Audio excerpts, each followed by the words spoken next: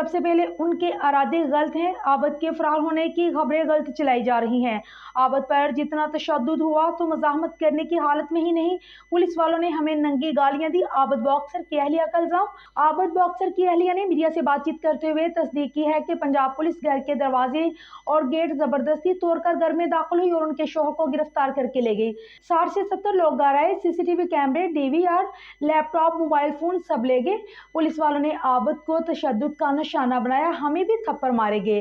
عابد boxer کی اہلیہ نے مزید کہا ہے کہ خبریں چلائی جا رہی ہیں کہ ان کے شوہر فرار ہو گئے ہیں.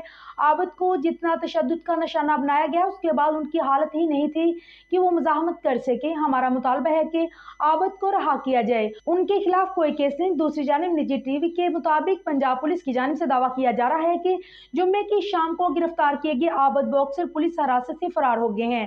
پنجاب پولیس کے مطابق عابد باکسر گرفتاری کے بعد مسلسل پولیس کو للکارتے رہے اور 3 ساتھیوں سمیت اسلحہ چھین کر فرار ہو گئے.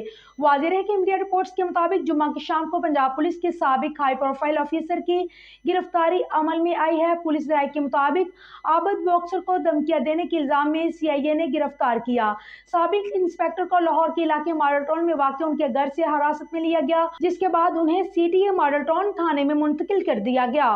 وہ ہمارے گھر میں داخل ہوئے. یہاں سے جب عابد نے دیکھا، عابد غصے میں اوپر سے نیچے اترے سیڑھیاں، عابد ان کے ساتھ ہاتھا پائی ہوئی بہت زیادہ. انہوں نے عابد کو پھر بہت بٹ چٹ مارے اور عابد کو یہاں سے اس سائڈ سے باہر لے کے چلے گئے. میں ان کے پیچھے بھاگی. میں نے ان کو پوچھا عابد کا قصور کیا ہے، عابد کو آپ کس چیز میں اریسٹ کرنے آئے ہیں، ہمیں کچھ بتائیں. انہوں نے بھائی ہم سے کچھ نہیں بتایا، گالیاں دیتے رہے. انہوں نے عابد کا سارا اسلحہ اوپر سے جو لائسنسی ہے، بھائی ہمارے گن مین، ہماری ساری چیزیں یہاں سے لے گئے. DVR کیمرہ، جی کوئی وارنٹ وغیرہ دکھایا انہوں نے؟ کچھ بھی نہیں. اور